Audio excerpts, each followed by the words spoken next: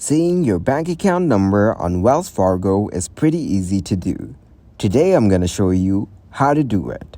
Open your web browser and go to wellsfargo.com. Once you're on the website, navigate to the customer service section. Look for the option that says, "How do I find my routing and account numbers?" And then click on it. On the next page, click on Routing Number and Account Numbers. If you're looking for your account number, then select Account Number when prompted. For security reasons, they won't display the account number on this page. To find your full account and routing numbers online, sign on to the Wells Fargo online and choose the account you're interested in.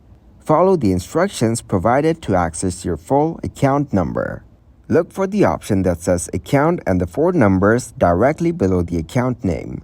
For more detailed instructions and visuals, you can refer to the picture provided.